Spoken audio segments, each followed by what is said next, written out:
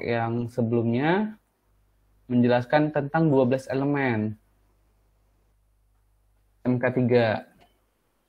Mulai dari pembangunan komitmen, kemudian pendokumentasian rencana K3, dilanjutkan dengan perancangan dan peninjauan kontrak. Kemudian kelompok yang kedua juga menjelaskan mengenai pengendalian dokumen. Apa itu pengendalian? Bagaimana cara melakukan pengendalian dokumen?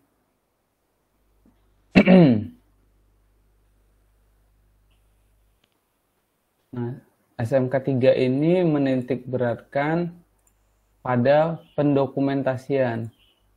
Jadi setiap langkah yang kita kerjakan harus ada buktinya. Jadi kalau kita berbicara tentang K3, pasti bicaranya dokumen. Kita sudah punya rencana K3, mana buktinya? Kita sudah punya komitmen di bidang K3, pertanyaannya selalu sama, mana buktinya?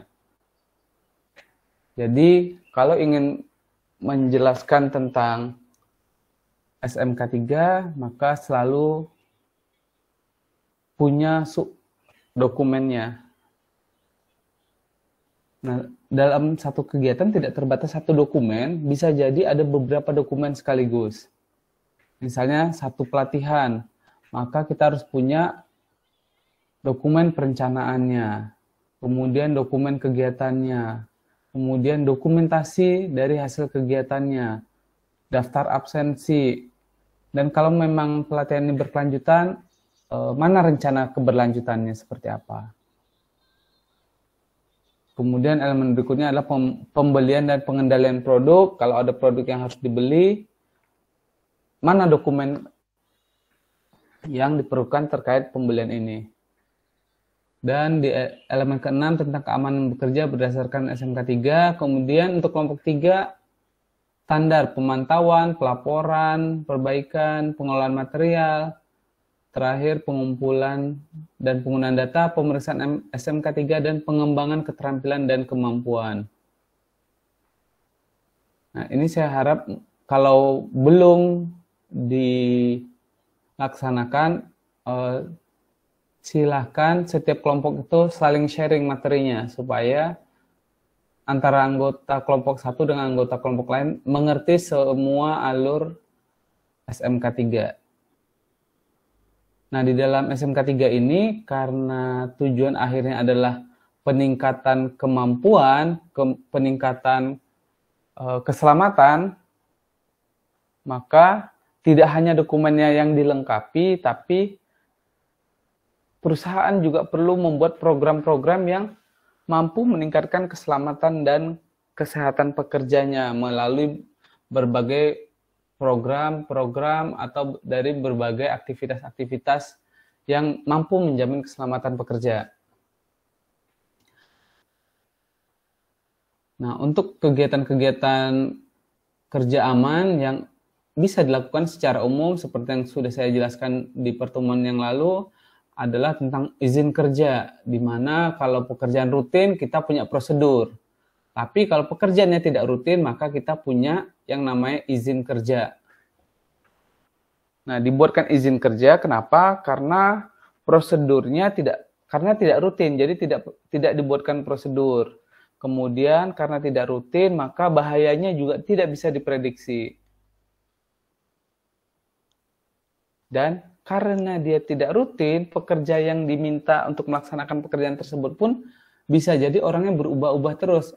Meskipun pekerjaannya sama, tapi di hari ini pekerja A yang melakukan, di hari yang lain mungkin pekerja B atau pekerja C yang melaksanakan.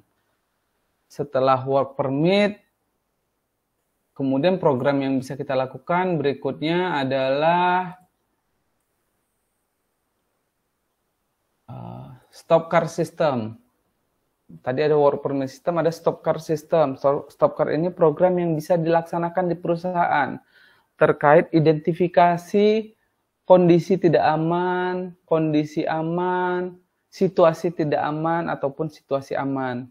Jadi setiap orang diberi kesempatan untuk melaporkan apa yang terjadi di perusahaan. Kalau tidak aman, kenapa tidak amannya? Apa yang tidak aman? Apakah kondisi, atau pekerja yang melakukan tindakan tidak aman. Kemudian langkah apa nih yang bisa kita sarankan di stop car system tersebut? Dan yang perlu diketahui adalah stop car system ini punyanya DuPont. Mereka yang punya hak ciptanya. Kalau teman-teman ingin membuat program yang sama, diizinkan, tapi usahakan dengan nama yang berbeda.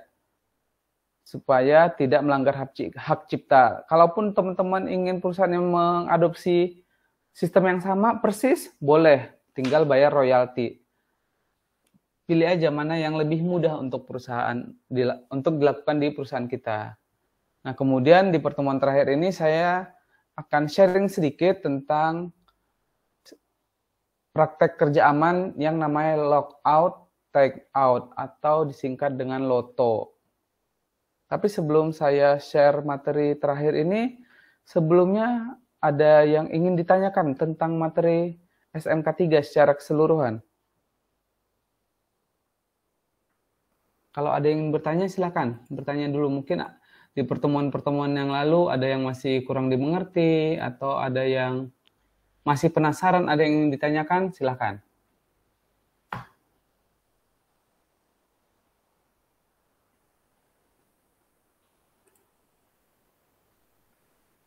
Oke, kalau tidak ada, kita masuk ke materi terakhir adalah lockout, tagout.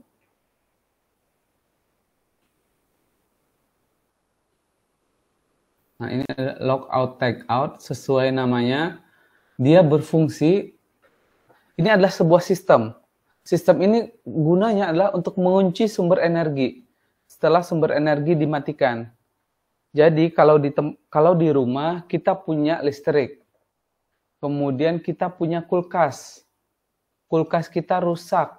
Nah, bagaimana cara kita memperbaikinya? Kita tinggal cabut colokan di kulkasnya, kemudian kulkas sudah terlepas tuh dari sumber energi. Dalam hal ini adalah energi listrik.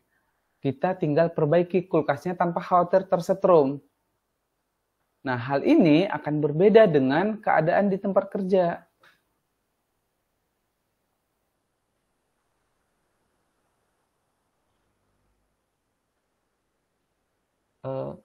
Mohon konfirmasi sekali lagi, ini suara saya terdengar ya? Dengar, Pak. Oke. Pak. Baik, terima kasih, saya lanjutkan. Nah, kalau di tempat kerja, mungkin kita punya mesin, tapi colokan mesin ini tidak selalu ada di dekat mesinnya. Karena kalau perusahaan mereka punya sistem kelistrikan yang seringnya itu terpusat. Jadi ada beberapa mesin berada di tengah ruangan, mungkin kontaknya ada di ujung ruangan yang lain. Jadi kalau kita mau memperbaiki, kita harus ke ujung ruangan, itu akan memakan waktu yang sangat lama. Maka kalau kita melakukan perbaikan mesin, nah dia kan ada mesin A, mesin B, mesin C, D, E, F, terhubung ke satu panel listrik yang sama. Panel listrik A misalnya. Nah, jadi pada saat ada kerusakan mesin, kita mau melakukan perbaikan, bisa jadi nih karena kita sudah lepaskan sebenarnya colokan listriknya, atau kita sudah tekan tombol shutdown, tombolnya off.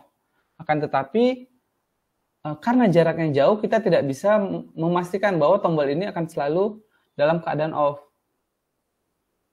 Nah, untuk itu maka perlu adanya yang namanya lockout, penguncian yang bisa memastikan kalau ada tombol yang kita shutdown, atau tombol yang kita off-kan, atau ada keran yang kita tutup, maka dia akan selalu dalam keadaan tertutup. Itu namanya lockout. Sementara tagout adalah alat komunikasinya.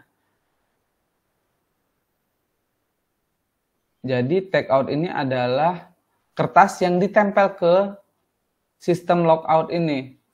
Kertas inilah yang fungsinya untuk mengkomunikasikan bahwa sedang ada pekerjaan perbaikan, siapa yang melakukan perbaikan, dan berapa lama perbaikan dilakukan. Dengan adanya tagout, orang-orang akan tahu bahwa oh ini mesinnya sedang dimatikan, jadi tidak boleh digunakan. Nah, lockout take out sendiri merupakan prosedur keselamatan yang penting dalam melindungi pekerja dari kecelakaan ketika bekerja dengan atau dekat sirkuit dan peralatan berenergi seperti listrik, hidraulik, mekanik, dan lain sebagainya.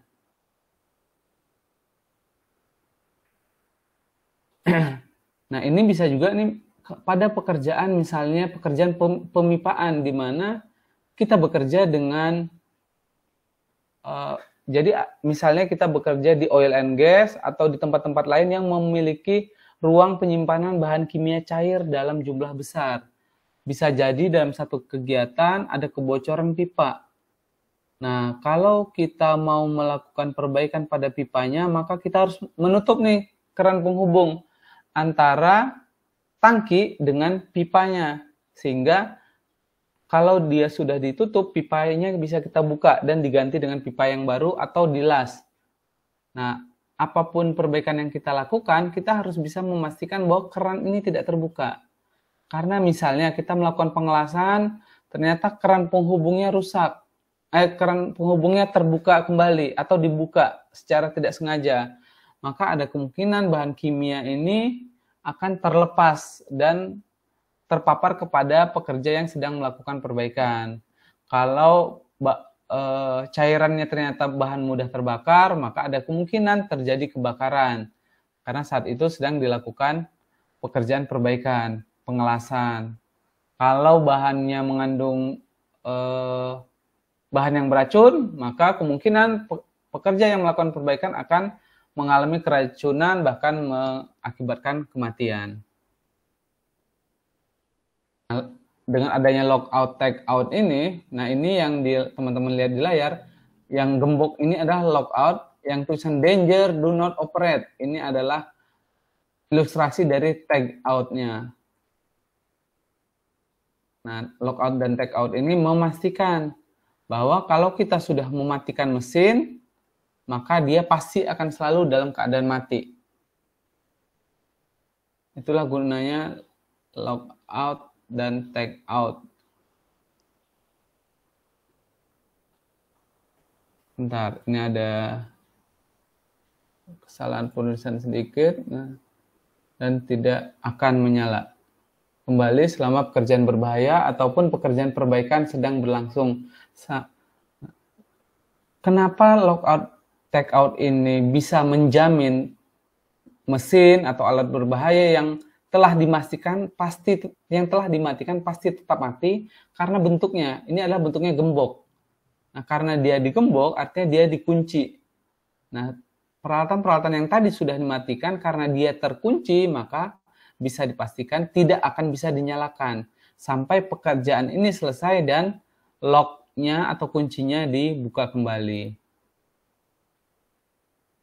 Sehingga dengan kita menggunakan lockout dan take out ini, kita bisa mencegah terlepasnya energi yang tersimpan secara tiba-tiba. Kita juga bisa menghindari nih ada orang. Nah, karena tadi kan seperti yang saya jelaskan sebelumnya, kita bekerja di satu ruangan di mana kontak-kontak mesin ini terhubung di satu kontrol panel yang sama.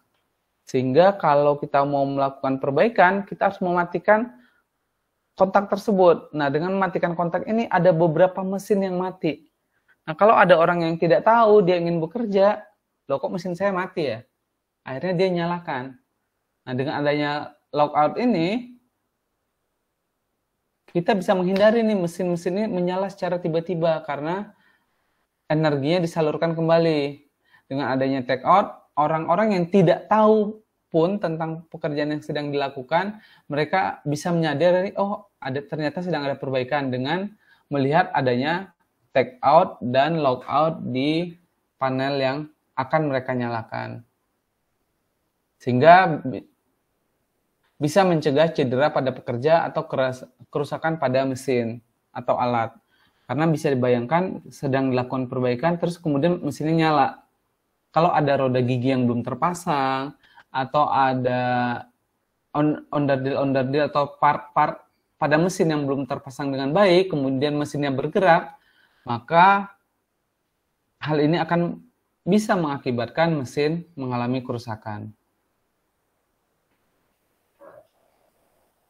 Nah, adapun bentuk kegiatannya, nah, loto ini bisa digunakan secara paralel oleh beberapa orang mekanik dengan objek kerja yang berbeda. Nah ini kalau teman-teman lihat di layar, di logout ini ada 1, 2, 3, 4, 5, 6. Artinya bisa ada 6 orang yang melakukan beberapa pekerjaan dengan satu sumber energi yang sama. Jadi 6 orang ini melakukan perbaikan. Kalau ada orang pertama melakukan perbaikan, maka dia bawa sendiri kuncinya. Kemudian dia pasangkan logout-nya. Dia pasangkan kuncinya. Kemudian ada orang yang ingin memperbaiki mesin kedua. Sementara sumber energinya sama. Maka orang yang kedua ini juga memasang kunci sendiri. Dan begitu seterusnya. Kenapa seperti ini? Karena bisa jadi orang yang pertama kali memasang logout ini sudah selesai. Dia ingin tes mesinnya nyala atau tidak. Tapi dia tidak tahu bahwa ada orang lain yang juga bekerja memperbaiki mesin yang berbeda dengan sumber yang sama. Nah, dengan adanya logout ini, antar pekerja yang melakukan perbaikan bisa saling mengetahui bahwa oh ternyata sumber energi ini masih diisolasi atau masih dikunci, sehingga pekerjaan berikutnya belum bisa dilanjutkan sampai dinyatakan aman semua atau sampai kunci logout ini dilepas semuanya.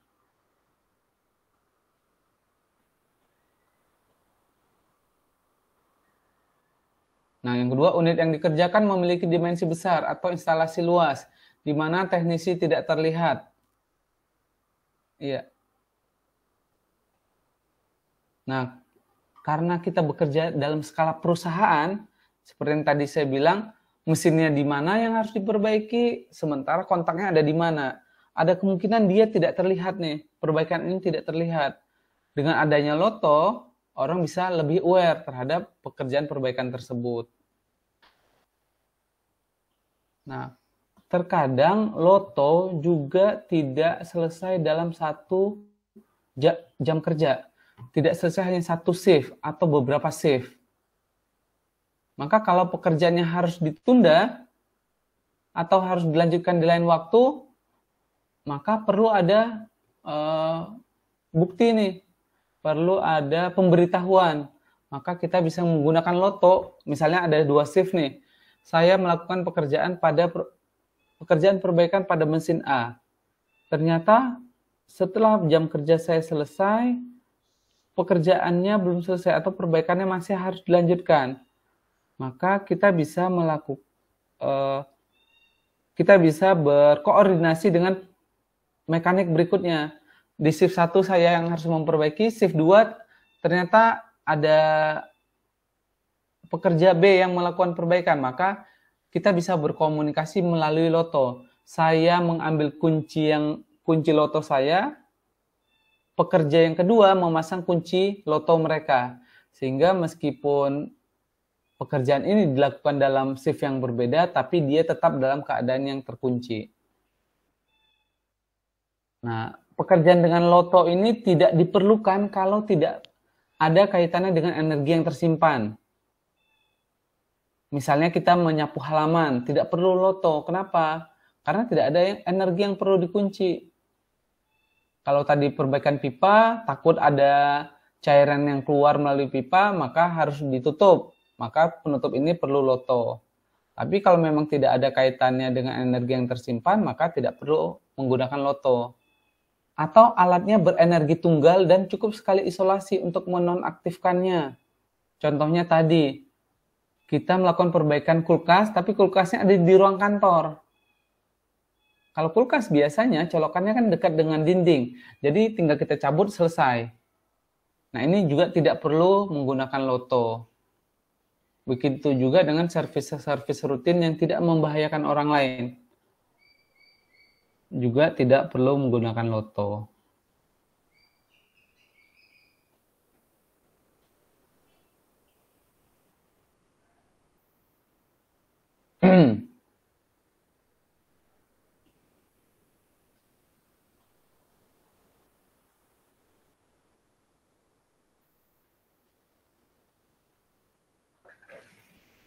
Nah, dalam penggunaannya kita perlu beberapa prosedur terkait penggunaan loto maupun pelepasannya. Di antaranya adalah inspeksi area kerja. Jadi kalaupun kita mau menggunakan, kita mau melepas, pastikan kita melakukan inspeksi area kerja. Memastikan semuanya benar-benar aman. Mesin-mesin yang tadinya diperbaiki, sudah ditutup kembali. Sudah dipastikan oke, sudah dipastikan bisa berjalan. Kemudian kita harus bisa meyakinkan bahwa peralatan yang akan dioperasikan sudah bebas dari pekerja yang sebelumnya bekerja di area tersebut. Kalau memang kita bekerjanya berdua, maka usahakan punya 2 gembok, 2 kunci. Dan setiap pekerja bertanggung jawab terhadap kunci yang dia pegang. Jadi tidak boleh nih ada 2 pekerja, keduanya bilang, iya pekerjaan saya sudah selesai. Si B juga bilang, iya saya juga sudah selesai. Tolong dong bukakan kunci saya. Nah ini usahakan tidak melakukan hal tersebut. Kenapa? Karena bisa jadi kalau dia pekerja A membantu pekerja B membukakan kunci, pekerja B mungkin istirahat di dekat mesin tersebut. Sehingga kalau kunci ini dibuka keduanya, dikhawatirkan bisa berbahaya bagi pekerja yang masih berada di area kerja.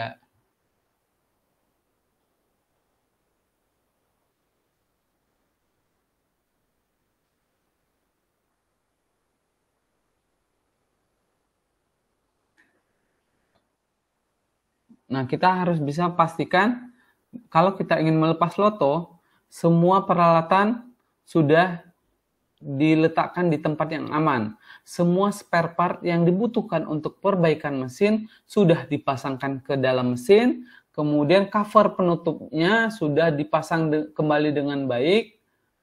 Pekerja-pekerja yang terlibat dalam area tersebut sudah menjauh dari mesin yang akan dinyalakan kembali.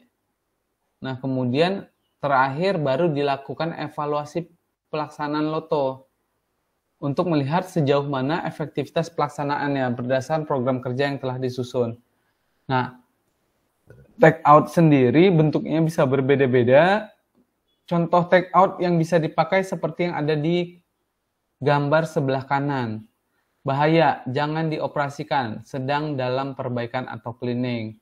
Nah, di sini ditulis namanya siapa yang menggunakan loto ini, bagian mana yang sedang diperbaiki, dan tanggal. Di situ juga dituliskan, ada keterangannya bahwa jangan dilepas sebelum menghubungi petugas di atas. Dan harusnya memang tidak bisa dilepas, karena kunci setiap gembok loto hanya ada 1.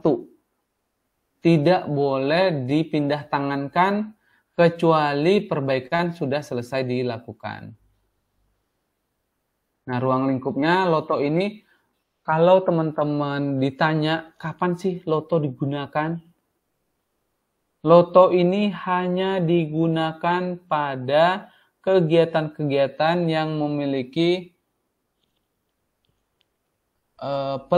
kemungkinan terjadinya pelepasan energi.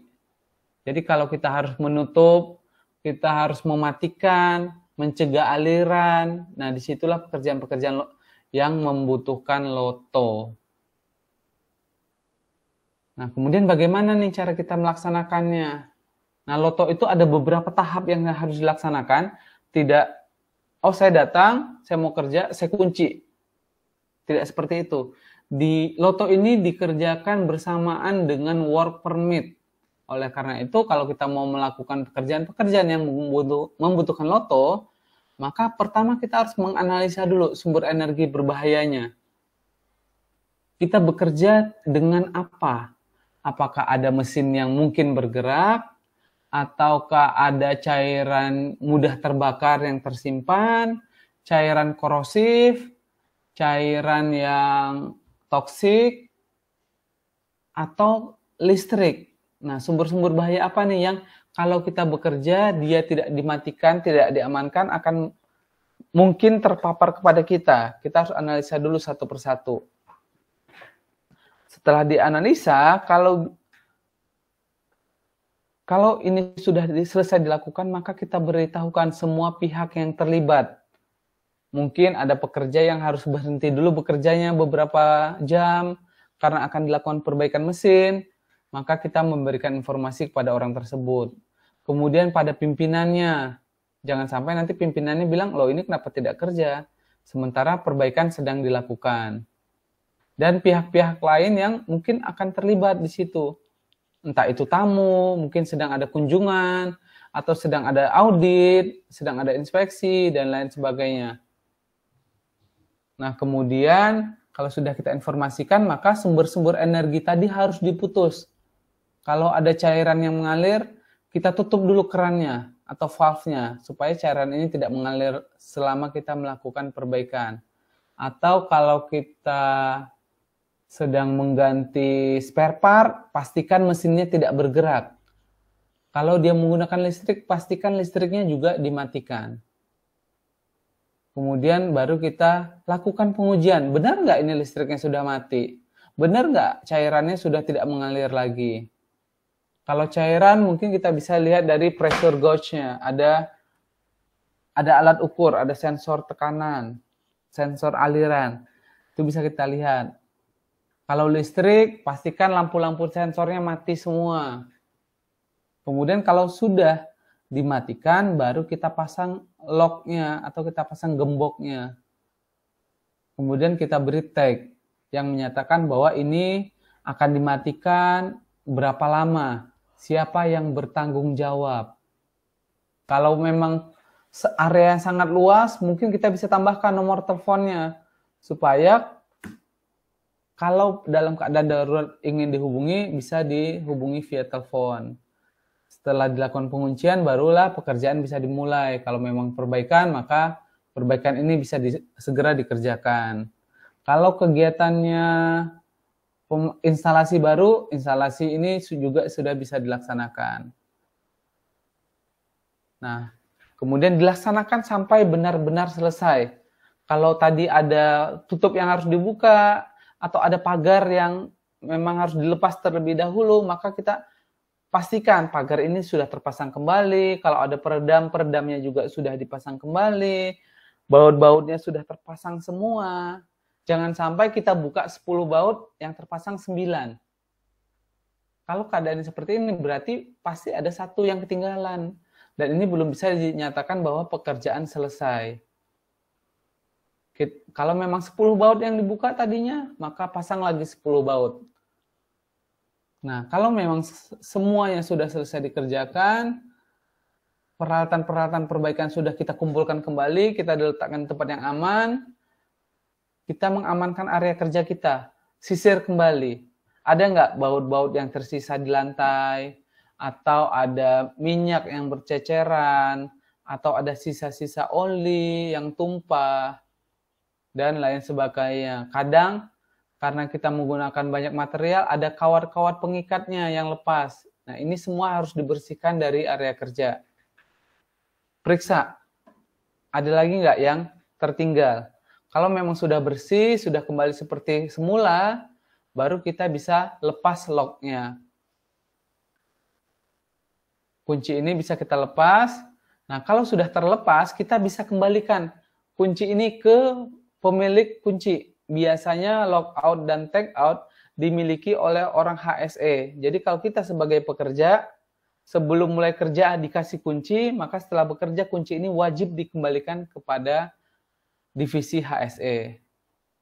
Kalau lockout sudah dilepas, maka kita bisa melakukan pengetesan. Kalau alat yang dipakai ini menggunakan listrik, maka listriknya sudah bisa dinyalakan kembali. Kalau alat yang kita perbaiki itu mengalirkan bahan cair, maka kerannya bisa kita buka kembali sehingga cairannya bisa kita alirkan kembali. Kemudian kita juga harus cek ini kan pengujian dulu nih setelah dibuka, apakah mesinnya aman atau tidak. Kita bisa tunggu sekitar 5 menit untuk memastikan tidak ada yang bocor, tidak ada yang konslet, dan tidak ada kerusakan pada mesin yang baru kita perbaiki tersebut. Nah, kemudian ini adalah kunci-kuncinya, meskipun namanya logout, gembok, ternyata bentuknya berbeda-beda, tergantung apa yang mau kita gembok. Ini kalau kita ingin menggembok keran, ini namanya ball valve logout. Kemudian ada circuit breaker logout. Circuit breaker ini ada yang kita gunakan untuk memutus arus listrik.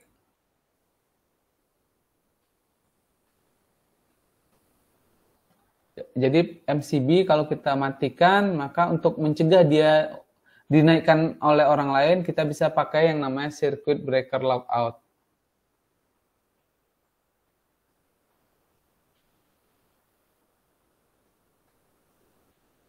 Ini gate valve logout yang sebelah kiri. Nah, ini kalau untuk menutup keran-keran tadi nih.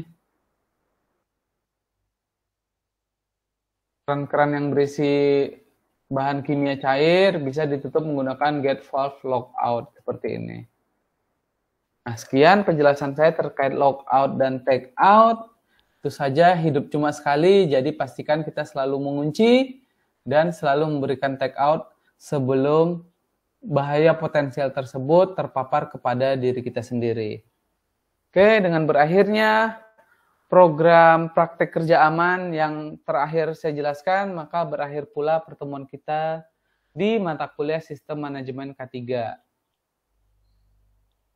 Nah, untuk ujiannya saya akan menanyakan terkait 12 elemen yang sudah teman-teman jelaskan tersebut.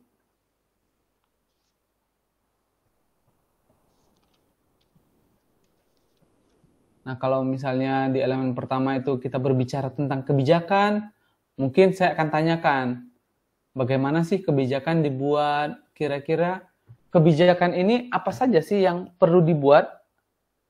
Apa saja yang perlu ditampilkan dalam sebuah kebijakan? Kemudian di elemen-elemen berikutnya ada perencanaan. Kira-kira rencana K3 itu bentuknya seperti apa sih?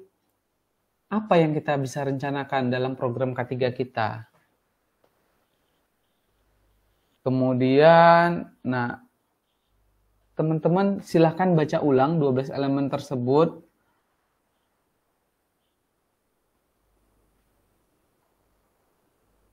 Insya Allah semuanya akan berkaitan dengan 12 elemen ini saja. Nah, saya biasanya akan menanyakan tujuan dari setiap elemen. Pemantauan misalnya, apa sih yang dipantau? Kenapa harus dipantau? Siapa yang melakukan pemantauan? Lebih kurang seperti itu. Untuk ke-12 elemen yang sudah teman-teman paparkan. Sampai di sini ada yang ingin ditanyakan terkait mata kuliah ini? Ataupun hal-hal lainnya? Silahkan, saya berikan kesempatan terakhir.